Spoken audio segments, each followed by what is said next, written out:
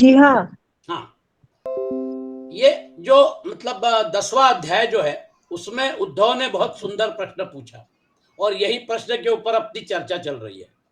उद्धव जी ने पूछा, भगवान, यह जीव देह और देह आदि रूप गुणों में ही रह रहा है, फिर देह से होने वाले कर्मों या सुख दुख आदि रूप फलों में क्यों नहीं बंधता है? वास्तव में जीव जो है, आत्म तत्व जो है वो असंग है। सारा काम तो गुण कर रहे हैं, मतलब हमारे तीन देह जो है, हमारे स्थूल सूक्ष्म और कारण देह ही परफॉर्म कर रहे हैं, वही सब गड़बड़ घोटाला कर रहे हैं। और आत्म तत्व जो है वो सिर्फ उनके साथ जुड़ा हुआ है, मतलब उसकी ऊर्जा, उसका सपोर्ट, वो जो है धारण किया हुआ है अपरा प्रकृति को परा प्रकृति ने, वो धारण करने का जो स्वरूप है, उसकी वजह से आत्म तत्व ये सब कर रहा है ऐसा महसूस होता है। लेकिन वास्तव में क्या है, वो गुण जो है वो गुण ही परफॉर्म कर रहे हैं। अथवा उसी को घुमाकर उद्धव जी पूछते हैं, अथवा यह आत्मा गुणों से निर्लिप्त है, देह आदि के संपर्क से सर्वथा रहित है। यही अभी अभी तक भगवान कृष्ण बता रहे थे। फिर इसे बंधन की प्राप्ति कैसे होती है? आप नित्य मुक्त भी बोल रहे हैं और नित्य बद्ध भी बोल रहे हैं। बद्ध अथवा मुक्त पुरुष कैसा बर्ताव करता है, वह कैसे विहार करता है, या वह किन लक्षणों से पहचाना जाता है, कैसे भोजन करता है, मतलब आदि उसकी क्रियाएं कैसे होती हैं? अच्युत प्रश्न का मर्म जानने वालों में आप श्रेष्ठ हैं, इसलिए आप मेरे इस प्रश्न का उत्तर दीजिए। एक ही आत्मा अनादि गुणों के संसर्ग से नित्यबद्ध मालूम पड़ता है गुणों के संसर्ग से। और गुणों का डायमेंशन कहां तक है? गुणों का डायमेंशन हमारे तीन शरीर तक है, स्थूल सूक्ष्म कारण। जब हम सूक्ष्म शरीर में ही हैं और स्थूल शरीर से हमारा संबंध विच्छेद हो गया, तो फिर हमारा परफॉर्मेंस कैसे दिखेगा? हमारा परफॉर्मेंस दिखाने के लिए, कर्म करने के लिए स्थूल शरीर आवश्यक है। तो आपने कर्म किए, वो कर्म जो है वो रोल प्ले का हिस्सा हो गए, और वो जो है स्थूल शरीर का जब त्याग करेंगे तो फिर उसके बाद आपका वो जो रोल है वो रोल वहां पे समाप्त हो जाएगा। वो रोल जो है उस शरीर के साथ जुड़ा हुआ था। इसलिए तीनों शरीर जरूरी है कर्म करने के लिए, लेकिन तीनों शरीरों का डायमेंशन गुणमय है।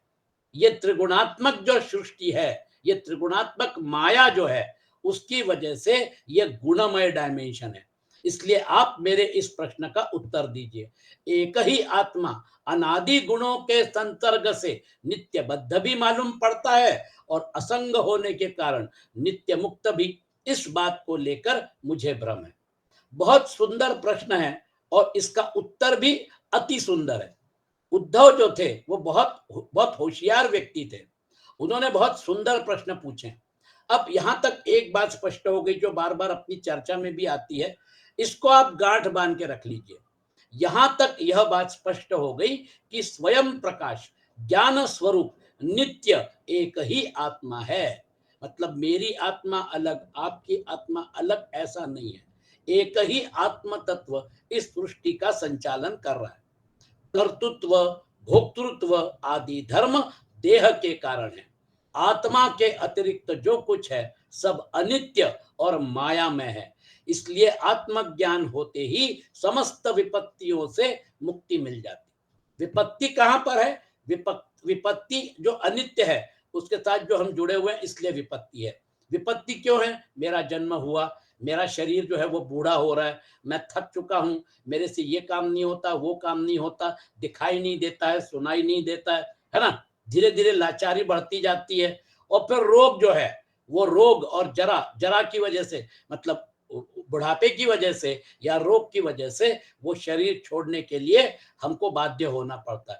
कुल मिला के समस्त आत्मज्ञान होते ही समस्त विपत्तियों से मुक्ति मिल जाती। इन विपत्तियों से मुक्ति पाना है कि नहीं, ये पॉइंट। इन विपत्तियों से अगर मुक्ति पाना है तो रास्ता क्या है? ये रास्ता जो है इसकी चर्चा सत्संग में होती रहती है, बार बार उसी चीज को। बर्तन अगर रोज अगर घिसता रहे, बर्तन अगर रोज साफ होता रहे तो उसमें कितनी चमक आ जाती है। लेकिन अगर बर्तन ऐसी पड़ा रहा तो फिर उसके बाद उसके ऊपर धूल जम जाती है, दाग लग जाते हैं। तो बर्तन रोज साफ होना चाहिए, ये सत्संग की महिमा है। ये सत्संग जो है ये आपके बर्तन को रोज साफ करता है, आपके चित्त को क्लींसिंग का काम करता है। चित्त में रजोगुण और तमोगुण ये मैल जो है ये मैल आने नहीं देता है। शुद्ध सत्व गुण जो है वो हमको परमात्मा की तरफ लेके जाता है, वो हमको प्रेरणा देता है अच्छी चीजों के लिए। अब ये जो प्रश्न है इस प्रश्न का भगवान कृष्ण उत्तर देते हो, कितना सुंदर उत्तर देते हैं। बद्ध मुक्त और भक्त जनों के लक्षण। श्री भगवान उवाच बद्धो मुक्त इति व्याख्या गुणतो मे न वस्तुतः गुणस्य माया मूलत्वान् न मे मोक्षो न बन्धनम् शोकमोहौ सुखं दुःखं देहापत्तिश्च मायया स्वप्नो यथात्मनः ख्याति संस्कृतिर्न तु वास्तवी विद्या विद्ये मम तनु विद्युद्धव शरीरिणाम मोक्षबंधकरी आद्ये मायया मे विनिर्मिते एकस्यैव ममांशस्य जीवस्यैव महामते बंधोस्या विद्ययान आदि विद्यया च तथेतरः अथ बद्धस्य मुक्तस्य वैलक्षण्यं वदामि ते विरुद्ध धर्मिणोस्तात स्थितर्योरेक धर्मिणी। बहुत सुंदर श्लोक है।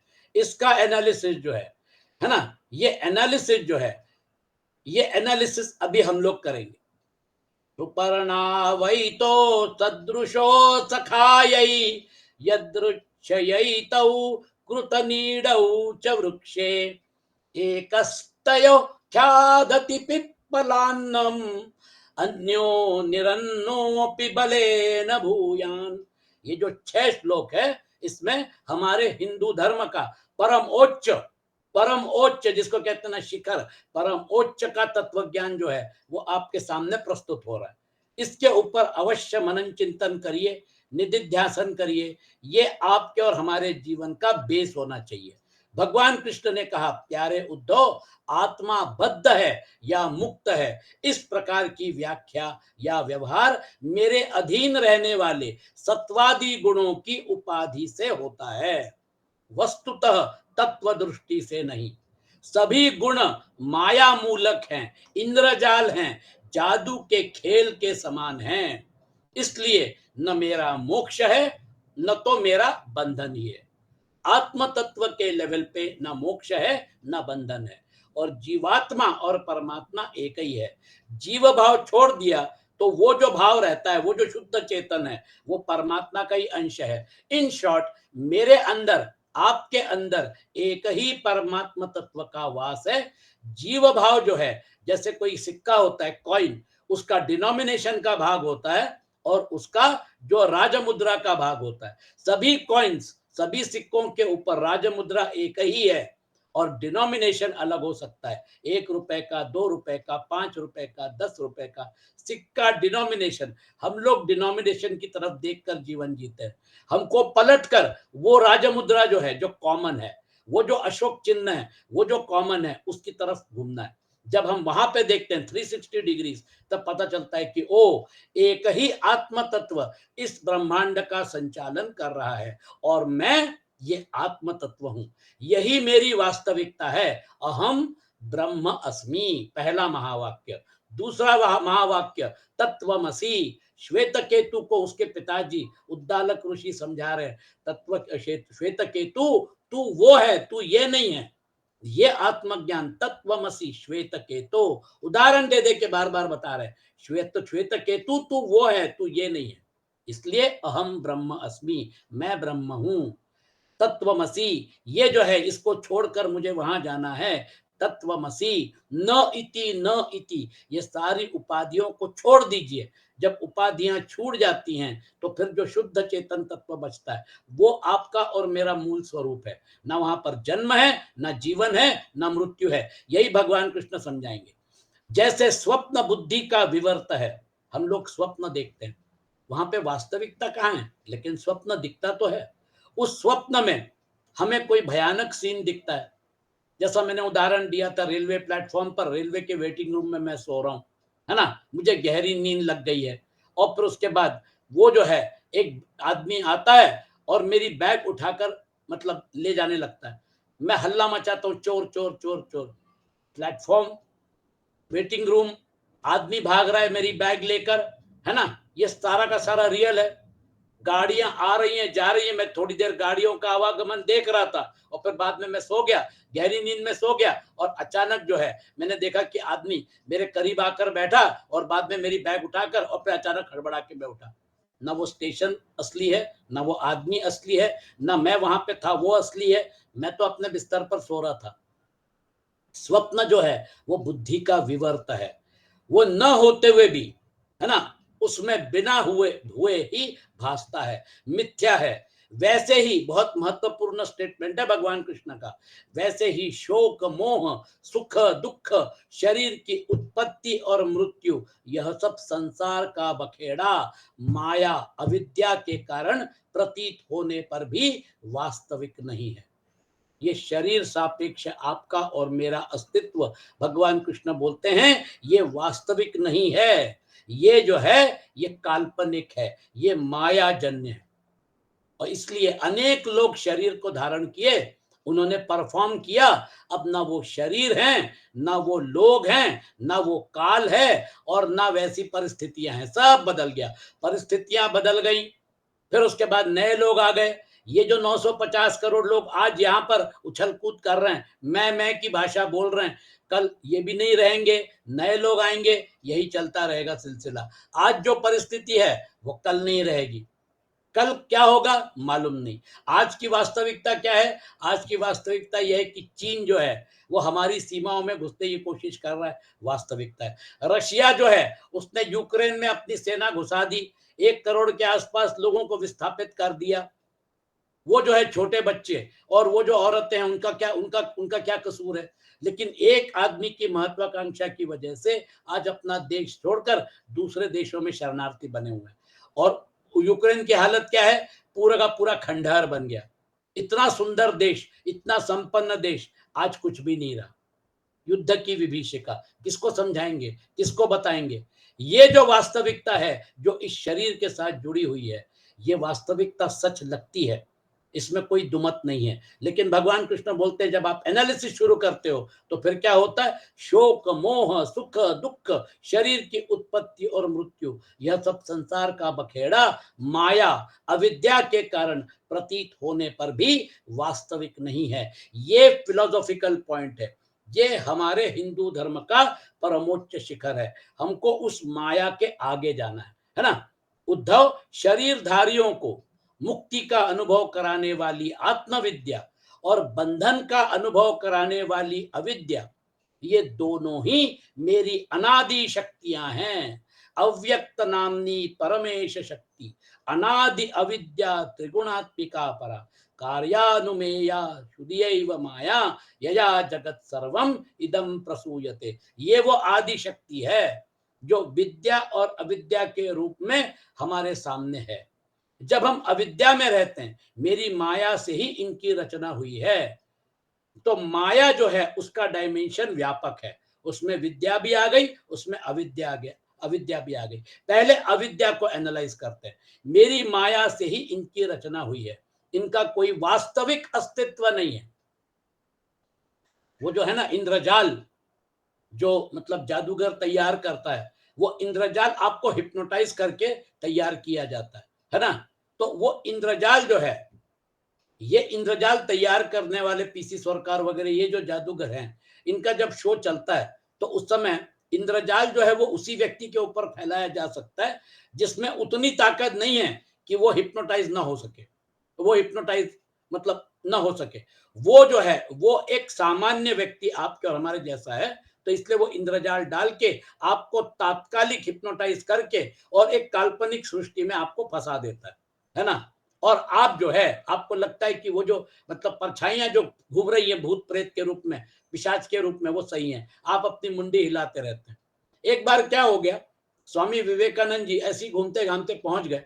वो मतलब क्या कहना चाहिए, उस समय मतलब कौन से उनके पिताजी वो जो जादूगर थे उनका शो चल रहा था। तो विवेकानंद जी को शायद समय मिल गया होगा, घूमते घामते पहुंच गए वहां पर। और उस समय उन्होंने जब इंद्रजाल को बिछाने की कोशिश की तो इंद्रजाल वो हिप्नोटाइज नहीं कर पा रहे थे, पूरे ऑडियंस को हिप्नोटाइज करना पड़ता है। अगर एक भी व्यक्ति अगर पावरफुल है तो वो ऑडियंस हिप्नोटाइज नहीं होता है। उसको समझ में आ गया कि ऑडियंस हिप्नोटाइज नहीं हो पा रहा है। उन्होंने आयोजकों को बोला, यहाँ पे कोई एक बहुत बड़ी एलिवेटेड व्यक्ति बैठी हुई है, एक संत पुरुष बैठे हुए जिनका बहुत बड़ा स्पिरिचुअल ऑरा है, उसकी वजह से ऑडियंस हिप्नोटाइज नहीं हो पा रहा है। कृपया एक काम करिए, आप उस व्यक्ति को ऑडियंस छोड़ के जाने की, बाहर जाने के लिए बोलिए, रिक्वेस्ट करिए। तो ये ढूंढते ढांढते पहुंचे तो पता चला किसी कुर्सी के ऊपर विवेकानंद जी बैठे हुए थे। बोले, हाथ जोड़े, बोले महाराज ये तो जादू का खेल मतलब शो है, ये आपके लिए नहीं है, आप तो इसके परे है। हम आपसे रिक्वेस्ट करते हैं, इंद्रजाल जो है उसका अभी मतलब क्या कहना चाहिए शो होने वाला है, आप अगर यहाँ बैठेंगे तो इंद्रजाल जो है वो इंद्रजाल नहीं हो सकता। आपकी यहाँ पर प्रेजेंस जो है वो प्रेजेंस इतनी पावरफुल है कि इंद्रजाल नहीं हो सकता। हम आपसे निवेदन करते हैं कि आप प्लीज याद। अरे विवेकानंद जी बोले, मैं तो ऐसे ही घूमते घामते आ गया था। स्पिरिचुअल ऑरा देखिए, वो जब वहां से चले गए तो फिर उसके बाद इंद्रजाल बिछाया गया। उसी प्रकार से अगर स्पिरिचुअली एलिवेटेड व्यक्ति अगर हो जाती है, आत्म तत्व में अगर विलीन हो जाती है, तो क्या मजाल ये गुणों का इंद्रजाल जो है ये उसके ऊपर हावी हो, है ना। आप उसमें से बाहर निकल गए, इसलिए भगवान कृष्ण बोलते हैं ये जो है सभी गुण माया मूलक है, इंद्रजाल है, जादू के खेल के समान है। इसलिए न मेरा मोक्ष है न तो मेरा बंधन, क्योंकि मैं ही तो मायावी हूं, मैं ही तो इस इंद्रजाल को फैलाया हुआ हूं। मुझे कौन सा बंधन और मोक्ष है। मेरे लेवल पे जो आ जाएगा वो बंधन और मोक्ष के परे हो जाएगा। इसलिए मोक्ष और बंधन, हम लोग क्या बोलते हैं, चौथा पुरुषार्थ मोक्ष है और मुझे मोक्ष प्राप्त करना है। यहां पर अभी बंधन और मोक्ष दोनों सापेक्ष है ना। जब हम उधर पहुंच जाते हैं, रात और दिन कहां पर है, पृथ्वी पर है, सूर्य पे नहीं है। रात और दिन हम क्या बोलेंगे, अभी रात्रि का समय है ना। और फिर उसके बाद कल दिन निकलेगा। दिन और रात सापेक्ष है, ये पृथ्वी के सिलसिले में होते हैं। जो सूर्य नित्य है उसके मतलब उसकी जो ऊर्जा है वो तो नित्य है, वहां कौन सा दिन और रात है। उसी प्रकार बंधन और मोक्ष जो है वो गुणों के डायमेंशन के इसमें है। अभी हम गुणों में है, हमारा रोल प्ले जो है वो गुणों में है। रोल प्ले जो है उसकी वास्तविकता जो है, अभी चर्चा चल रही थी, उसकी वास्तविकता है क्योंकि हम गुणों में है। लेकिन गुणातीत जो अवस्था है, वो गुणातीत अवस्था, बियॉन्ड गुणस, वो जो अवस्था है उस अवस्था में है ना, न मे मोक्षो न बंधनम, फिर वहां ना मोक्ष है वहां ना बंधन है। सिर्फ हमको वहां तक पहुंचना है। वहां तक पहुंचने का रास्ता आपको इसमें मतलब ये उद्धव जी ने जो प्रश्न पूछा है इसमें भगवान कृष्ण बताने वाले हैं, है ना। तो उद्धव, तो शरीर की उत्पत्ति और मृत्यु यह सब संसार का बखेड़ा माया अविद्या के कारण प्रतीत होने पर भी वास्तविक नहीं है। उद्धव, शरीरधारियों को मुक्ति का अनुभव कराने वाली आत्मविद्या और बंधन का अनुभव कराने वाली अविद्या, ये दोनों ही मेरी अनादि शक्तियां हैं। विद्या और अविद्या, विद्ये अविद्ये मम तनु, ऐसा बोलते हैं वो, है ना। वो यहां पर बोला उन्होंने, देखिए,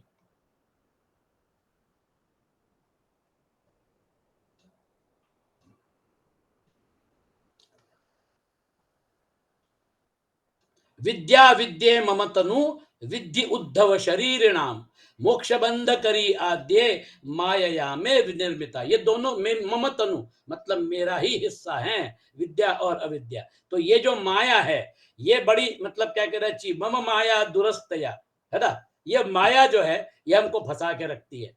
तो ये अभी थोड़ा आगे फिर उदाहरण भी दूंगा आपको, आपको समझ में आ जाएगी बात। इनका कोई वास्तविक अस्तित्व नहीं है, ये दोनों ही मेरी अनादि शक्तियां हैं, मेरी माया से ही इनकी रचना हुई है, इनका कोई वास्तविक अस्तित्व नहीं है। इसका मतलब हमें डरने की जरूरत नहीं है। हमारे लिए ये माया जाल जो है, ये इंद्रजाल जो है, इसमें से सिर्फ बाहर निकलना है। तो जैसे स्वामी विवेकानंद जी, इंद्रजाल जो है वो उनके लिए नहीं था, है ना। वो उस लेवल से ऊपर चले गए थे, उनको हिप्नोटाइज नहीं कर सकता था वो, उसके लिमिटेशन थे। वो उसके उनके लिमिट वो उसके बाहर निकल गए थे। इसलिए भगवान कृष्ण बोलते हैं न मे मोक्षो न बंधनम, जीव तो एक ही है। भाई तुम तो स्वयं बड़े बुद्धिमान हो, विचार करो, जीव तो एक ही है मतलब आत्म तत्व एक ही है। वह व्यवहार के लिए ही मेरे अंश के रूप में कल्पित हुआ है, वस्तुतः मेरा स्वरूप ही है। सर्व वेदांत सारम यत् ब्रह्मात्मैकत्व लक्षणम। सारे वेदांत का सार यही है कि ब्रह्म और आत्मा एक ही है, परमात्मा और जीवात्मा एक ही है, एक ही आत्म तत्व सृष्टि का संचालन कर रहा है। तो फिर मेरा अलग अस्तित्व जो है ना, ये अलग अस्तित्व भ्रम है, क्योंकि मेरा संचालन करने वाली जो है वो आत्मशक्ति और आपका शरीर संचालन करने वाली आत्मशक्ति एक ही है। तो फिर एक ही चाय, जब हम किसी के यहाँ जाते तो किटली में चाय आती है और फिर सब कप में या प्याले में डाल दी जाती है। चाय तो एक ही थी, कप की वजह से अलग अलग महसूस हो रही है। हमारी गलती यह है कि हम उस चाय को अलग अलग महसूस करके और हमारा जीवन जीते हैं। वास्तव में चाय एक ही है। यही आपको मतलब क्या कहना चाहिए, उदाहरणों के द्वारा बताया जा रहा है कि आत्म तत्व एक ही है। प्यालियों की तरफ मत देखो, कपों की तरफ मत देखो, चाय की तरफ देखो। जब आप चाय की तरफ देखेंगे तो पता चलेगा कि ओ, वो किटली में एक ही चाय आई थी, यहाँ पे अलग अलग दिखाई दे रही है। इसलिए आत्म तत्व एक ही है। यही भगवान कृष्ण स्पष्ट रूप से बोल रहे हैं। जीव तो एक ही है, मतलब आत्म तत्व वह व्यवहार के लिए मेरे अंश के रूप में कल्पित हुआ है, वस्तुतः मेरा स्वरूप ही है। अंश जो है वो अंश इसलिए क्योंकि लिमिटेशन में हम अपने आप को मान के चलते हैं। आप लिमिटेशन हटा दीजिए तो आप अंश कहाँ रह गए, फिर तो आप अनंत हो गए। आपने माना हुआ संबंध जो है उसको महत्व दिया। आप अंश अंश जो है वो अंश नहीं है, आप परमात्म तत्व ही हैं। आत्म तत्व का साक्षात्कार होने के बाद फिर जीवो ब्रह्मैव नापर, ब्रह्म सत्यम जगन मिथ्या, जीवो ब्रह्मैव नापर, जो आदि शंकराचार्य ने बोला। जैसे ही आप जीव जगत भाव को ठुकरा देते हैं, जीव जगत भाव क्यों निर्माण होता है, मैं इन तीन शरीरों को मेरा मानकर व्यवहार करता हूं। आप अपने तीन शरीरों को मानकर व्यवहार करते हैं। व्यवहार के लिए तीन शरीरों का मतलब सब्जेक्ट ऑब्जेक्ट ड्युअलिटी तो चाहिए, वो तो हो गई, है ना। वो शरीर जो है, वो शरीर को आप अपना मान के और व्यवहार करते हैं, उसी प्रकार सब लोग व्यवहार करते हैं। तो शरीर के साथ हम जब जुड़ जाते हैं तब फिर ये व्यवहार शुरू होता है। आपका शरीर जब आप छोड़ देंगे, है ना, तो फिर उसके बाद ये तथाकथित व्यवहार का ये जो डायमेंशन है, मन भले ही सूक्ष्म शरीर में है, मन बुद्धि है, लेकिन वो परफॉर्म नहीं कर पाएंगे, वो क्रियात्मक स्वरूप में नहीं आएंगे जब तक आप उसको शरीर में ना डालेंगे। इसलिए शरीर लेकर फिर उसके बाद उसमें क्रियात्मक डायमेंशन आता है। इसलिए स्थूल शरीर में रहते हुए कर्म करने की संभावना जो है, उसमें आप अपने आप अच्छे कर्म करके और आप परमात्मा तत्व को प्राप्त कर सकते हैं। असक्तो ही आचरण कर्म परम आपनोति पुरुष। आसक्ति रहित अगर कर्म करेंगे तो फिर परमात्मा की प्राप्ति होती है। वस्तुतः मेरा स्वरूप ही है। आत्मज्ञान से संपन्न होने पर उसे मुक्त कहते हैं और आत्मा का ज्ञान न होने पर बद्ध कहते हैं। और यह अज्ञान अनादि होने से बंधन भी अनादि कहलाता है।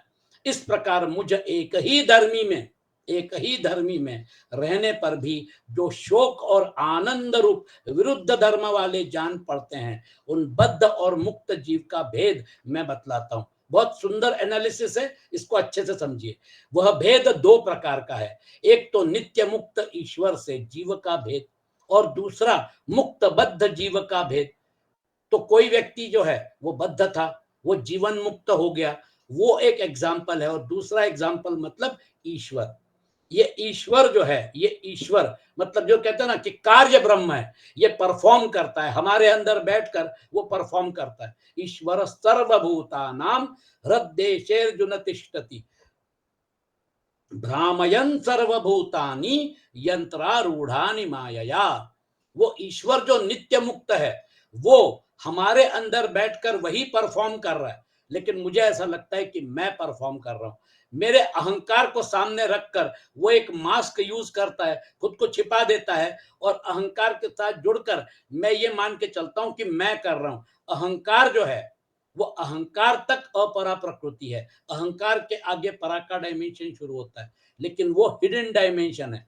हमको वो दिखता नहीं है, हमको आत्म तत्व नहीं दिखता है, हमको अहंकार के आगे का सब दिखता है। और ये इतना अच्छा दिखता है, इतना सुंदर लगता है कि हम इसमें मशगूल हो जाते हैं, हम इसमें फंस जाते हैं। नित्य मुक्त ईश्वर से जीव का भेद और दूसरा मुक्त बद्ध जीव का भेद। पहला सुनो, जीव और ईश्वर जीव और ईश्वर बद्ध और मुक्त के भेद से भिन्न भिन्न होने पर भी एक ही शरीर में नियंता और नियंत्रित के रूप में स्थित हैं। मतलब नियंता कौन है? ईश्वर। नियंत्रित कौन है? जीव। अब ये दोनों का भेद जो है वो सुंदर उदाहरण देकर समझा रहे हैं। ऐसा समझो कि शरीर एक वृक्ष है, इसमें हृदय का घोंसला बनाकर जीव और ईश्वर नाम के दो पक्षी रहते हैं। ये दोनों चेतन होने के कारण समान हैं, वो दोनों चेतन हैं और कभी न बिछुड़ने के कारण सखा हैं। वो हमेशा यूनाइटेड हैं, हमेशा यूनाइटेड थे। वो नित्यबद्ध है, वो मतलब क्या कहना चाहिए, नित्य योग है। परमात्मा और जीवात्मा का नित्य योग ही है। इसका मतलब वो दोनों किस प्रकार के हैं, जो यहाँ पर उदाहरण दिया है। वो दोनों चेतन हैं, मतलब एक ही तत्व है, चेतन तत्व। जैसे आपका शरीर और मेरा शरीर, इसका तत्व क्या है? इसका तत्व है कार्बन, हाइड्रोजन, ऑक्सीजन। जो मतलब बाहर जो चीजें हैं उसी का ऑर्गेनिक फॉर्म में एक रूपांतर हुआ। आपका और शरीर, मेरा शरीर है, शरीर भले ही अलग हो लेकिन तत्व एक है। उसी प्रकार से मेरा प्राण और आपका प्राण तत्व एक ही है, मेरा मन और आपका मन तत्व एक ही है, मेरी बुद्धि और आपकी बुद्धि तत्व एक ही है, मेरा आत्मा और आपकी आत्मा तत्व एक ही है। ये अलग अलग अलग अलग दिखने का जो सिलसिला है, ये बॉडी लेवल पे, फिजिकल लेवल पे अलग अलग स्पष्ट रूप से दिखता है। जैसे जैसे हम एक एक सीढ़ी ऊपर चढ़ते हैं वो स्पष्टता खत्म हो जाती है, वो अलग अलग दिखना बंद हो जाता है। फिर एक ही आत्म तत्व, उस लेवल पे एक ही आत्म तत्व का साक्षात्कार होता है। इसलिए आप खुद ही देखिए, परफॉर्म करने के लिए जड़ शरीर भी चाहिए, प्राण भी चाहिए। जब प्राण शरीर से निकल जाते हैं तो फिर उसके बाद शरीर जड़वत हो जाता है और उस शरीर को आप फिर उसको मतलब क्या कहना, चिता पे रख के अग्नि काष्ठ हाथ में लेके उस शरीर को अग्नि के हवाले करते हैं। तो ये जो शरीर है, ये शरीर एक करण है, बाह्य करण। इसको लेकर आपने परफॉर्म किया, लेकिन परफॉर्म करने के लिए आपको प्राण चाहिए, आपको मन चाहिए, आपको बुद्धि चाहिए। ये सारी चीजें जब तक शरीर के साथ जुड़ी हुई थी तब तक वो परफॉर्म कर रहा था। जब वो निकल गई तो परफॉर्मेंस बंद हो गया। आंख है लेकिन दिखता नहीं है, कान है लेकिन सुनाई नहीं देता है, ब्रेन है लेकिन ब्रेन काम नहीं कर रहा है, लिवर, किडनी, हार्ट सब आपने ब्रेन डेड डिक्लेयर कर दिया। उसके बाद फिर डॉक्टर जो है वो चादर सरका के और फिर उसके बाद वो अपना फुर्सत हो जाते हैं, अपने काम पे निकल जाते हैं। उस वो जो परिस्थिति है, अभी तक तो सांस चल रही थी, अभी तक तो जद्दोजहद चल रही थी, सारा का सारा पूरा खेल खत्म हो गया एक क्षण में। डॉक्टर क्या बोलते हैं? ही और शी इज नो मोर। कहां पे नो मोर? नो मोर मतलब शरीर में नहीं है, वो शरीर से शरीर को छोड़ चुके हैं। और फिर उसके बाद आगे की प्रक्रिया आप देखते हैं। इसका मतलब हु इज इंपॉर्टेंट? शरीर इंपॉर्टेंट है या वो इंपॉर्टेंट है? जब आप उसकी तरफ बढ़ना शुरू करते हैं तो फिर प्राण भी मतलब टूल है, प्राण भी मतलब उपाधि है, फिर मन भी उपाधि है। ये सारी उपाधियां जो हैं they are instruments to perform, लेकिन वो लिमिटेशन में डाल देते हैं। इसलिए इंग्लिश में बहुत सुंदर शब्द है लिमिटिंग एडजंक्ट्स। ये उपाधियों को लिमिटिंग एडजंक्ट्स बोलते हैं। क्यों? क्योंकि ये हमारे परफॉर्मेंस को लिमिट कर रहे हैं। मेरी बुद्धि और आपकी बुद्धि लिमिटेशन में काम कर रही है, इसलिए जो चीज मुझे समझ में आती है वो चीज जरूरी नहीं कि आपको समझ में आए, जो चीज आपको समझ में आती है वो जरूरी नहीं मुझे समझ में आए। हम लोग क्या करते हैं, स्कूल में सभी विषय पढ़ते हैं, बाद में फिर स्पेशलाइजेशन की तरफ चले जाते हैं।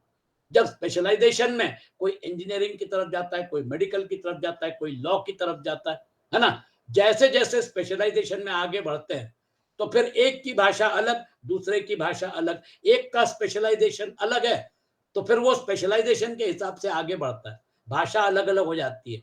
बुद्धि जो है वो दोनों में है, लेकिन स्पेशलाइजेशन की वजह से उसमें विशिष्टता आ गई है।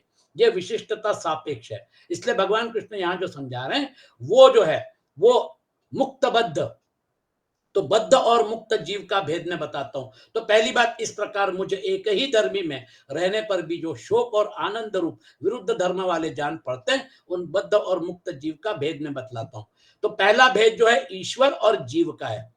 तो ये शरीर रूपी वृक्ष है, इसमें हृदय का घोंसला बनाकर जीव और ईश्वर दोनों पक्षी रहते हैं। वे दोनों चेतन होने के कारण समान है और कभी न बिछोड़ने के कारण सखा है। इसलिए आपका जो आत्म तत्व है उसका कोई नाश नहीं कर सकता। अजो नित्यः शाश्वतोयम पुराणो न हन्यते हन्यमाने शरीरे।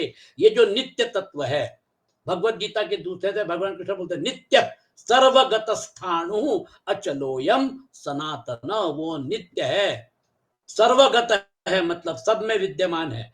वो आत्म तत्व जो है उसका कोई नाश नहीं कर सकता। और वो अगर आपका और मेरा वास्तविक स्वरूप है तो ये सब जो हमने झमेला पाल के रखा है इसका क्या अस्तित्व है, इसका क्या औचित्य है? वे दोनों चेतन होने के कारण समान है और कभी न बिछुड़ने के कारण सखा हैं। Always inseparable. हमारा परमात्मा के साथ नित्य योग पहले भी था, आज भी है, कल भी रहेगा। हमारा संसार के साथ योग जो है ये योग सापेक्ष है। हम जब संसार के साथ जुड़ते हैं तो हम हमारे तीन शरीर को साथ लेकर जुड़ते हैं और ये तीन शरीरों का खेल जो है ये संसार में ही चल रहा है। शरीर किसका हिस्सा है? संसार का। खेल कहाँ चल रहा है? संसार में। कौन सी वस्तु ली? वो भी संसार की है। संसार को क्या दिया? वो भी संसार का है। कर्म जो है वो कहाँ पे जमा हुआ? संसार में जमा हुआ। तो आपका क्या है फिर? आपका कुछ भी नहीं है। ये कर्म जो है, ये करने वाले, कर्म करने वाले जो गुण है, वो तो भगवान कृष्ण बोलते हैं गुणस्य माया मूलत्वान न मे मोक्षो न बंधन। तो फिर ये सब क्या हो रहा है? ये कर्म, आना रहना जाना, ये हम जिस चीज का आज एनालिसिस कर रहे हैं सत्संग में, ये सारा का सारा भगवान कृष्ण बोलते हैं गुणस्य माया मूलत्वान न मे मोक्षो न बंधनम। वहां वास्तविकता जो है, वहां ना बंधन है और ना मुक्ति है। वहां आपका रिलेटिविस्टिक डायमेंशन समाप्त हो गया। वो जो है वो शाश्वत तत्व, मतलब क्या कहना चाहिए, तत्व है। वो शाश्वत तत्व जो है वो पहले भी था, आज भी है, कल भी रहेगा। देखिए हमारे सामने कितना सुंदर टारगेट हिंदू धर्म में रखा है। हमको वहां तक पहुंचना है। वहां तक जाने के बाद यद गत्वा न निवर्तन्ते तद्धाम परमम मम, भगवत गीता में भगवान कृष्ण बोलते हैं। और उसके बाद इनके निवास करने का कारण केवल लीला ही है। बताइए, ये सारा का सारा लीला है। ये सारा का सारा जिसको कहते हैं ना, मतलब खेला है। वो ना क्या कहना चाहिए, बंगाली में ममता बनर्जी ने बोला खेला, वो खेला है। कोई खेला जो है वो योग माया खेल रही है और हमको नचा रही है, लीला है। इतनी समानता होने पर भी जीव तो शरीर रूप वृक्ष के फल सुख दुख आदि भोगता है, परंतु ईश्वर उन्हें न भोग कर कर्म फल सुख दुख आदि से असंग और उनका साक्षी मात्र रहता है। एक पक्षी उस पेड़ के फल इंजॉय कर रहा है ना? पेड़ के फल में सुख भी है, दुख भी है, खट्टा भी है, मीठा भी है, लेकिन वो फल चखने का काम करता रहता है। ईश्वर जो है वो सिर्फ साक्षी भाव से बैठकर तमाशा देखता है, मजा देखता है। वो कर्मों के इसमें बंधता नहीं है। कर्म फल सुख दुख आदि से असंग और उनका साक्षी मात्र रहता है। अभोक्ता होने पर भी ईश्वर की यह विलक्षणता है कि वह ज्ञान, ऐश्वर्य, आनंद और सामर्थ्य आदि में भोक्ता जीव से बढ़कर है। ज्ञान, ऐश्वर्य, आनंद और सामर्थ्य आदि में भोक्ता जीव से बढ़कर है। साथ ही एक यह भी विलक्षणता है कि अभोक्ता ईश्वर तो अपने वास्तविक स्वरूप और इसके अतिरिक्त जगत को भी जानता है, परंतु भोक्ता जीव न अपने वास्तविक रूप को जानता है और न अपने से अतिरिक्त को। देखिए, न वो संसार को पूरी तरह जानता है और न वो परमात्मा को पूरी तरह जानता है, तो बीच ही में कहीं लटक जाता है ना? तो वो जो है ना, कई बार लोग क्या करते हैं कि वो मतलब संसार से जरा अपने आप को किसी कारणवश उनको वैराग्य हो जाता है, संसार छोड़ देते हैं, भगवा धारण करते हिमालय में निकल जाते हैं। वहां पे जाने के बाद पता चला कि अरे वो तो बहुत बड़े महाराज हो गए, 2008 थोड़ी बहुत सिद्धियां प्राप्त हो गई हैं, उनके आगे पीछे लोग घूमते हैं, अभी बहुत बड़े आदमी हो गए, बहुत बड़ा उन्होंने क्या कहना चाहिए मठ स्थापन किया। तो भैया ये छोटा सा संसार क्या बुरा था? अगर मठ स्थापन कर दिया और इतना बड़ा बखेड़ा कर दिया तो फिर आपकी परिस्थिति क्या हो गई? ना माया मिली ना राम। कम से कम हम लोग संसार में रहते तो माया जो है उसके डायमेंशन में जो भी है, थोड़ा बहुत माया के डायमेंशन में रहते हैं, थोड़ा सुख भी झेलते हैं, थोड़ा दुख भी झेलते हैं, रोते धोते भी हैं, खुशियां भी बांटते हैं। तो ये माया, और उधर जाके क्या हुआ? ना माया मिली और ना राम मिला, बीच ही में लटक गए। सन्यास ऐसा नहीं है, संन्यास का मतलब ये कि आपको संसार से उपरति हो गई है। संसार से उपरति होने के बाद फिर आपका प्रवास शुरू होता है, क्योंकि जो अनित्य है उसके साथ जिस दिन वैराग्य हो जाएगा तो फिर जीव और ईश्वर में कोई भेद नहीं है। देखो ईश्वर कैसा है, ज्ञान, ऐश्वर्य, आनंद और सामर्थ्य आदि में भोक्ता जीव से बढ़कर है, क्योंकि भोक्ता जीव लिमिटेशन के साथ बंधा हुआ है। उसने लिमिटेशन तोड़ दिए तो फिर क्या हो जाएगा, ज्ञान, ऐश्वर्य, आनंद और सामर्थ्य आदि में वो जो है वो ईश्वर के समकक्ष हो जाएगा, उसका डायमेंशन लिमिटलेस हो जाएगा। अब इसी चीज को अब और अच्छे ढंग से, अलग ढंग से बता रहे हैं। साथ ही एक यह भी विलक्षणता है कि अभोक्ता ईश्वर तो अपने वास्तविक स्वरूप और इसके अतिरिक्त जगत को भी जानता है। जगत क्या है ये भी जानता है और अपने वास्तविक स्वरूप को भी जानता है। लेकिन जगत को जानने के बाद फिर आपको क्या करना है? अभी तो आप शरीर में बद्ध हैं, आपके साथ एक नियति है, आपको अपने विहित कर्म करने हैं। पूरी भगवत गीता सुनने के बाद भगवान कृष्ण ने अर्जुन को बोला, अर्जुन मैंने जो तत्व चिंतन किया, तत्व विवेचन किया, उसको तुमने ठीक तरह से समझा कि नहीं, उसको तुमने एब्जॉर्ब किया कि नहीं, तुमने तो प्रश्न भी पूछे। तो मैं ऐसा समझता हूं कि अब तुमको मैंने जो बताया उस तत्व का तुमको ज्ञान हो गया, मतलब तुमको आइडिया आ गई है ना। अब भगवान कृष्ण बोलते हैं यथेच्छसि तथा कुरु, अब तुम्हारी जो मर्जी हो वो करो, है ना। वो तो भागना चाहता था, वो तो हिमालय निकल जाना चाहता था, भिक्षावृत्ति से रहना चाहता था। वो जो ओरिजिनल पोजीशन है ना, कि मैं युद्ध नहीं करूंगा, नयोत्स्य इति गोविंदम उक्त्वा तुष्णिम बभूवः, गांडीव रख दिया, रथ में विषण्ण अवस्था में बैठ गए, है ना। वो भगवत गीता समझने के बाद, सुनने के बाद, आत्मसात करने के बाद वही अर्जुन क्या बोलते हैं, देखिए सैन्य खड़े हैं दोनों तरफ, 18 अक्षौहिणी सेना है, सामने 11 अक्षौहिणी और इधर 7 अक्षौहिणी, ये लड़ने के लिए, मरने मारने के लिए खड़े हैं। अर्जुन को मोह हो गया था, है ना, वो मेरे रिश्तेदार, मेरा कुटुंब, मेरे पितामह, मेरे गुरु, वो मोह में ग्रस्त था। बस भगवान कृष्ण ने उसको जब प्रश्न पूछा कि अब तुमको समझ में आ गया कि नहीं मैं क्या बताना चाहता हूं, है ना, तो अभी तुमको अगर समझ में आ गया तो जैसी तुम्हारी मर्जी हो वैसे करो, यथेच्छसि तथा कुरु, है ना। देखिए भगवान जो है वो भी भक्त की परीक्षा करते हैं। इतना आसान नहीं है कि मैंने तुमको बताया, तुमने बोला ना शिष्यस्ते हम शादिमान त्वम प्रपड्डम, तुम शिष्य रूप में शरण आ गए, ठीक है, हम लोग साले बहनों ही हैं, अपन लोग रिश्तेदार हैं, सब कुछ है, अब तुम्हारा कंक्लूजन क्या है ना। कर तो वो जो है अर्जुन बोलता है, वो बोलता है नष्टो मोह स्मृतिर्लब्धा, मेरा मोह नष्ट हो गया महाराज और मुझे स्मृति प्राप्त हो गई है। मतलब आत्म जो विस्मृति हो गई थी वो अभी स्मृति मुझे मिल गई कि मैं कौन हूं, एक रीएश्योरेंस कि मैं आत्म तत्व हूं। तो फिर ये क्या है, ये रोल प्ले करना है कि नहीं करना है। तो प्रसादान मया च्युत, आपके प्रसाद से मेरा मोह नष्ट हो गया और मुझे आत्म स्मृति प्राप्त हो गई है। अब स्थितोस्मि गत संदेह, अब मेरे मन में कोई संदेह नहीं है। जैसे उद्धव प्रश्न पूछता है, महाराज नित्य बद्ध और नित्य मुक्त समझ में नहीं आ रहा है, एक्सप्लेन करिए। संदेह जो है वो संदेह की वजह से प्रश्न पूछे जाते हैं, जब उत्तर मिल गया तो संदेह नष्ट होना चाहिए। स्थितोस्मि गत संदेह करिष्ये वचनम तव, अब मैं आपने जो बोला वो वचन का पालन करूंगा, गांडीव उठाया, युद्ध किया, ये नियति है। आप और हम इस गुणों के बंधन में ऐसे फंसे हुए हैं कि हमारी नियति को हम साथ लेके चलते हैं। इसलिए ना भगवान राम अपना वनवास मतलब अवॉइड कर सके, ना भगवान कृष्ण अपनी नियति को अवॉइड कर सके।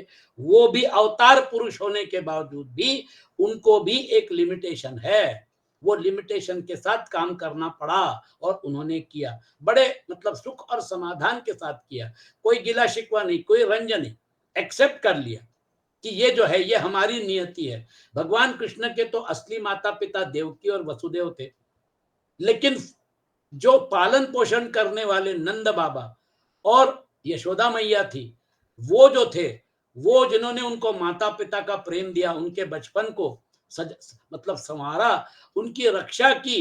परमात्मा की रक्षा कौन कर सकता है? परमात्मा तो मतलब क्या कहना चाहिए, पूरी शक्तियों को लेकर आते हैं, लेकिन प्रेम भाव देखिए, जब मतलब पूतना का वध हुआ, वो जो है वो पूतना जो है वो मारने के लिए आई थी, जब पूतना का वध हुआ तो पूतना का वध होने के बाद वो अपने ओरिजिनल स्वरूप में आ गई, है ना। और भगवान कृष्ण जो है, जब पूतना का वध किए तो दूध पीता हुआ छोटा सा मेरा बालक, है ना, वो पूतना उसको कहाँ उठा के ले गई समझ में नहीं आया। वो दूध पिलाने के बहाने वहां पर गई, घर में गई, यशोदा मैया को बोले हाय कितना अच्छा कितना सुंदर बालक है ना, और गोद में उठा लिया। अब यशोदा मैया ने मतलब वो जो है वो अपने काम धाम में लग गई और गायब हो गई। गायब हो गई मतलब वो अपने ओरिजिनल स्वरूप में आके और मतलब आकाश में चली गई थी, और वहां उसने अपना जो ओरिजिनल स्वरूप लिया। जब वो मृत हो गई तो फिर वो धड़ाम से नीचे गिरा, और यशोदा मैया वैसे ही घबराई हुई थी।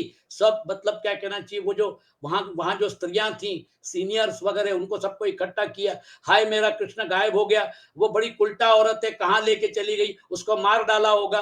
और फिर जब वो धड़ाम से गिरी तो फिर उसके बाद पूतना के ऊपर भगवान कृष्ण जो थे वो लौट लौट रहे थे, तुरंत उनको उठाया। और उस जमाने में देखिए प्यार कैसे होता है, एक माँ का बबत्व कैसे होता है। मेरा बच्चा तो सुरक्षित है, उसको कुछ हुआ तो नहीं है, उसने कोई जादू टोना तो नहीं किया है, उसकी नजर उतारो, ये करो वो करो, वो अपने काम धाम में लग गई। भगवान कृष्ण जो है वो पूतना को निपटा दिए, और ये लोग जो है, मेरे कृष्ण को कुछ नहीं होना चाहिए, मेरा कृष्ण जो है उसको इसके ऊपर उतनी विपत्ति क्यों आती है। एक माँ का प्रेम, एक सखा का प्रेम, सब लोगों ने वो जो प्रेम भगवान कृष्ण के साथ अलग अलग प्रकार से किया, उस प्रेम की ताकत की वजह से उनका सबका उद्धार हो गया। वो जो प्रेम की ताकत है वो तो भगवान के साथ साक्षात, भगवान का बचपन वहां पे बीता, और फिर 15 साल की उम्र में अक्रूर चाचा उनको लेके गए। लेकिन वो जो गोकुल है, वो जो वृंदावन है, उसका जो पवित्र है, एक गोपी के प्रेम में बह गए कोटि कबीर, उनकी तुलना जो है, वहां उस समय वो जो लोग थे उनकी तुलना जो है, वो बहुत पहुंचे हुए ऋषि मुनि होंगे जिन्होंने उस समय शरीर रूप में विद्यमान होकर भगवान कृष्ण का सानिध्य महसूस किया होगा। आज हम सिर्फ कल्पना कर सकते हैं। कहने का तात्पर्य यह है कि ये जो है, ये हमारी जो वास्तविकता है, ये वास्तविकता को समझने के लिए सबसे बड़ी ताकत प्रेम की है। जब हम भगवान के ढाई अक्षर प्रेम का पढ़े सो पंडित हो, तो ये जो है, जब आपकी समानता है परमात्मा के साथ, ईश्वर के साथ, तो फिर ऐसा महसूस क्यों नहीं होता है। प्रेम कहाँ है। हम तो ईश्वर की तरफ पलट के नहीं देखते, हम तो फल चखते रहते हैं और इंजॉय करते रहते हैं। न बिछुड़ने कारण सखा है, और वो जो है सुख दुख आदि भोगता है, परंतु ईश्वर उन्हें नो भोग कर कर्म फल सुख दुख आदि से असंग और उनका शास्त्र साक्षी मात्र रहता है। अभोक्ता होने पर भी ईश्वर की यह विलक्षणता है कि वह ज्ञान, ऐश्वर्य, आनंद और सामर्थ्य आदि में भोक्ता जीव से बढ़कर है।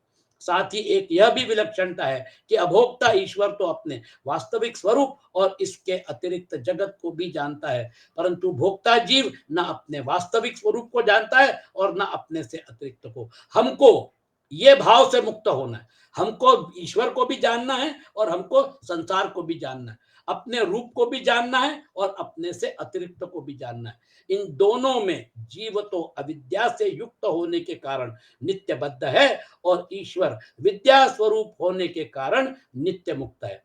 प्यारे उद्धव, ज्ञान संपन्न पुरुष भी मुक्त ही है। जब हमें ज्ञान हो जाता है, तत्व ज्ञान हो जाता है, आत्म साक्षात्कार हो जाता है। आत्म साक्षात्कार के लिए दूसरे अध्याय में भगवत गीता के भगवान कृष्ण क्या बोलते हैं, निरहंकार, निस्पृह, निर्मम। ये जो है, जब अहंकार शून्य, ममता शून्य, स्पृहा शून्य जब अस्तित्व हो जाता है, तब फिर क्या होता है, जैसे तुलसीदास जी ने बोला है ना, मैं अरु मोर तोर तय माया, मैं और मेरा यही तो माया है। फिर आप माया के जंजाल से मुक्त हो जाते हैं, नित्य मुक्त है। प्यारे उद्धव, ज्ञान संपन्न पुरुष भी मुक्त ही है। जैसे स्वप्न टूट जाने पर जगा हुआ पुरुष स्वप्न के स्मर्यमान शरीर से कोई संबंध नहीं रखता। मैंने उदाहरण भी आपको दिया था, वो घटना हुई नहीं थी, वो स्वप्न था। तो बोलता है हाय चलो, मेरा कुछ सामान चोरी नहीं गया, जबरदस्ती मुझे एक स्वप्न दिखाई दिया, संबंध नहीं रखता। परंतु अज्ञानी पुरुष वास्तव में शरीर से कोई संबंध न रखने पर भी, वास्तविक संबंध नहीं है, माना हुआ संबंध है, अज्ञान के कारण शरीर में ही स्थित रहता है। जैसे स्वप्न देखने वाला पुरुष स्वप्न देखते समय स्वाप्निक शरीर में बंध जाता है। जब तक आप स्वप्न देखते रहते हैं, जब तक स्वप्न चल रहा है, तब तक वो रियलिटी है, और उस समय आपका शरीर भी रियल है, उस समय की घटनाएं भी रियल हैं। स्वप्न में जब तक आप हैं तब तक वो रियल है, लेकिन जैसे ही आप जग जाते हैं तो फिर वो स्वप्न पूरा का पूरा अनरियल हो जाता है। उसी प्रकार से ये शरीर देकर, ये स्थूल शरीर देकर हम सबको एक स्वप्न में घुसा दिया है। ये स्वप्न अगर वास्तविक होता तो ये हमेशा रहता। ये अनित्य है, ये परिवर्तनशील है।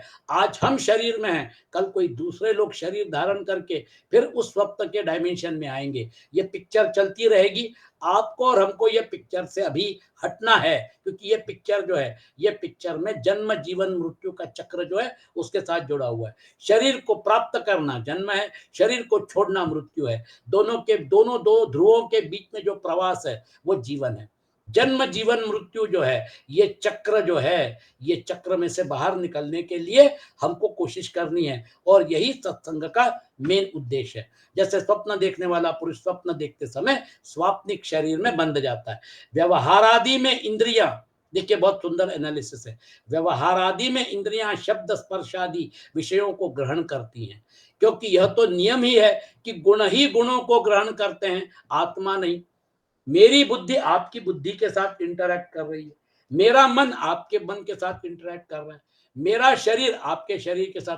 तो इंटरैक्ट कौन कर रहे हैं? एक उपाधि दूसरे उपाधि के साथ इंटरैक्ट कर रही है।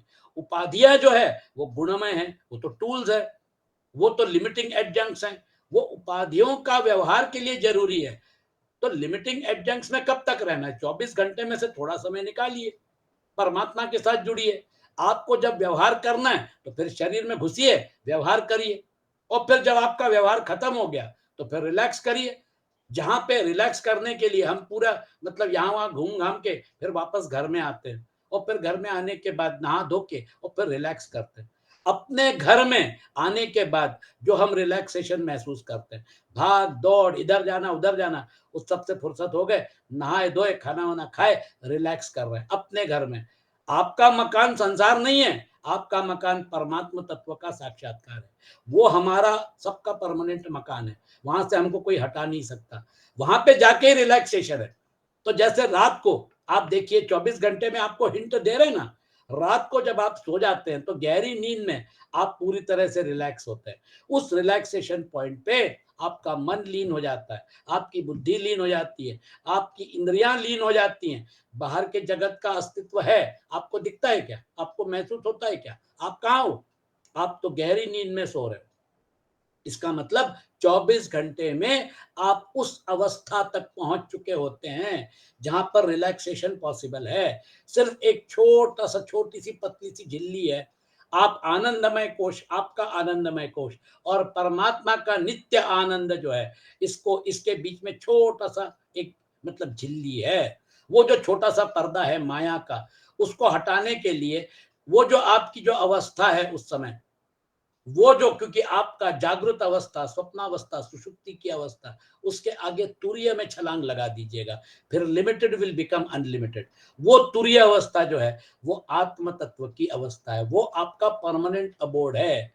वो परमानेंट अबोर्ड का साक्षात्कार करना, ये आपको मतलब प्रैक्टिस के साथ करना पड़ेगा, जहां पे टोटल आनंद है। क्योंकि ब्रह्म का स्वरूप क्या है? पर ब्रह्म परमात्मा का सत चित आनंदम ब्रह्म, वो उसका स्वरूप ही वो है। और आपको आनंद की अनुभूति वहां पे होना शुरू हो जाती है। इसका मतलब आपको परम आनंद की प्राप्ति अगर करनी है तो बैरियर हटा दीजिए, उसके आगे परमानंद ही है। बस वो बैरियर हटाने की देर है। तो व्यवहारादि में इंद्रियां शब्द स्पर्शादि विषयों को ग्रहण करती हैं, क्योंकि यह तो नियम ही है कि गुण ही गुणों को ग्रहण करते हैं, आत्मा नहीं। इसलिए जिसने अपने निर्विकार आत्म स्वरूप को समझ लिया है, वह उन विषयों के ग्रहण त्याग में किसी प्रकार अभिमान नहीं करता। यह शरीर प्रारब्ध के अधीन है। इससे शारीरिक और मानसिक जितने भी कर्म होते हैं सब गुणों की प्रेरणा से ही होते हैं। अज्ञानी पुरुष झूठ मूठ अपने को उन ग्रहण त्याग आदि कर्मों का कर्ता मान बैठा है। तीसरे अध्याय में भगवान कृष्ण कहते हैं, अहंकार विमूढ़ आत्मा कर्ता हम इति मन्यते। झूठ मूठ अपने को उन ग्रहण त्याग आदि कर्मों का कर्ता मान बैठता है, और इसी अभिमान के कारण वह बंध जाता है। ये जो एनालिसिस, सुंदर एनालिसिस है, ये एनालिसिस आगे भी हम कंटिन्यू करेंगे। आप इसके ऊपर मनन चिंतन करिए। अब मुझे और एक 5 मिनट दीजिए, मैं आपको ये माया जो है ये कैसी काम करती है ना, ये आप जरा देखिए। ये आपको सिंपल उदाहरण दे के ये माया की गेम है ना, ये इंद्रजाल जो है ये समझाने की कोशिश कर रहा हूं। आपके सामने कुछ विजुअल्स आने वाले हैं, ये विजुअल को गौर से देखिए। आपको ये जो विजुअल है इसमें आपको 3 चेहरे दिखाई देंगे, लेकिन एक समय एक ही चेहरा दिखाई देगा। अगर आप इधर से फोकस करते हैं तो ये मूछें हैं, ये नाक है। एक मूछों वाला आदमी जो है उसका चेहरा यहां से दिखता है ना। अब आप साइड पोज में देखिए, एक बूढ़ी औरत, ये उसकी आंख है ना, ये उसके बाल हैं, ये उसकी नाक है, ये उसका मुंह है। एक बूढ़ी औरत दिखती है। जब बूढ़ी औरत दिखती है तो ये मूछों वाला व्यक्ति गायब हो जाता है। अब और एक तीसरा जो है नजारा वो आप देखिए। आप एक औरत, उसके पीछे की तरफ का आप मतलब पीछे की तरफ से देख रहे हैं, ये उसकी कैप है ना, ये उसकी कैप है, ये उधर उसकी आंख है, ये देखिए उसकी नाक, ये उसका मुंह है ना, ये पीछे की तरफ से आप उसको देख रहे हैं। तो ये एक युवती भी है, एक बूढ़ी औरत भी है और एक मूंछों वाला आदमी भी है। लेकिन किसी एक समय आपको एक ही नजारा दिखता है, ये ब्यूटी है ना। तो ये आप देखिए, ये विजुअल जो है कितने चेहरे हैं, तो ये चेहरे एक समय एक ही दिखेगा। अब ये जो है ये युवती है या फूल है। अगर फूल देखेंगे तो युवती का चेहरा नहीं दिखेगा, और युवती का चेहरा अगर देखेंगे तो फूल दिखना बंद हो जाएगा। एक समय एक ही दिखेगा। ये सीढ़ी जो है, ये सीढ़ी एक तरफ पीला है और एक तरफ लाल है ना। अब आप लाल की तरफ फोकस करिए। जब आप लाल की तरफ फोकस करेंगे तो ये सीढ़ी ऊपर जाती हुई दिखाई देगी। देख रहे हैं आप, ये लाल के ऊपर फोकस करिए, ये नीचे से ऊपर जा रही है। अब आप एक काम करिए, येलो की तरफ फोकस करिए, पीले पे, तो ये आपको ऊपर से नीचे आती हुई दिखाई देगी। ये देखिए, येलो पे फोकस किया तो फिर उसके बाद ये ऊपर से नीचे आ रही है सीढ़ी, है ना। ये देखिए, तो लाल की तरफ देखेंगे तो नीचे से ऊपर, पीले की तरफ गौर करेंगे तो फिर आपको ऊपर से नीचे आते हुए दिखाई देगी। सीढ़ी एक ही है, दृश्य एक ही है, लेकिन अलग अलग दिखाई देता है। ये जो विजुअल है ना, ये ज्यादा कठिन। आपको अगर क्यूब्स दिखेंगे तो आपको 7 क्यूब दिखेंगे शुरू में, 1 2 3 4 5 6 7, है ना। ऐसे भी देखिए, 1 2 3 4 5 6 7, 1 2 3 4 5 6 7, 7 क्यूब दिख रहे हैं। अब थोड़ा और गौर से देखिए, है ना, आपको 6 क्यूब दिखाई देंगे।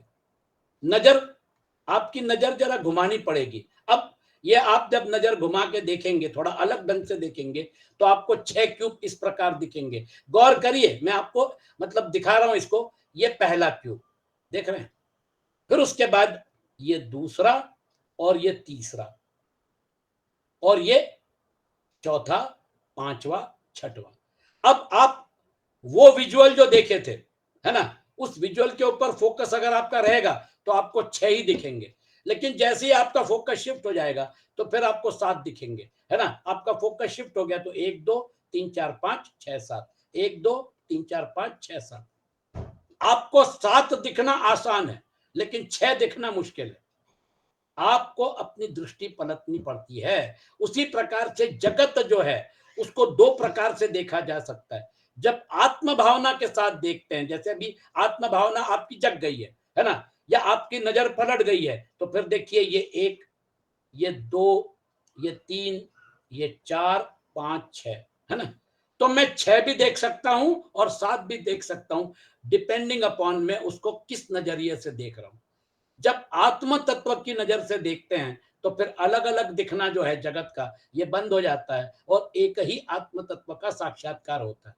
एक ही आत्म तत्व का साक्षात्कार होना मतलब आप विद्या के डायमेंशन में हैं। एक ही आत्म तत्व का साक्षात्कार न होना मतलब आप अविद्या के डायमेंशन में। बहुत प्यारा उदाहरण है, आप इसके ऊपर गौर करिए। ये विजुअल जो है, अभी आप 6 के ऊपर अगर फोकस कर रहे हैं तो देखिए, 1 2 3 4 5 6, है ना। एक ही चित्र है, लेकिन अलग अलग ढंग से एक समय एक ही ढंग से देख सकते हैं, एक समय दोनों ढंग से नहीं देख सकते। जब आत्म तत्व का साक्षात्कार होता है तो जगत का लोप हो जाता है, जीव जगत भावना का लोप हो जाता है।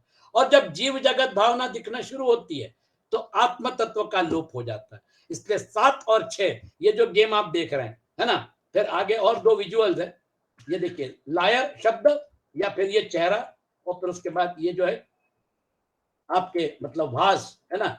सफेद की तरफ देखेंगे तो चेहरे दिखेंगे, ब्लैक की तरफ देखेंगे तो ये गुलदस्ते के जैसा दिखेगा, वास के जैसा दिखेगा।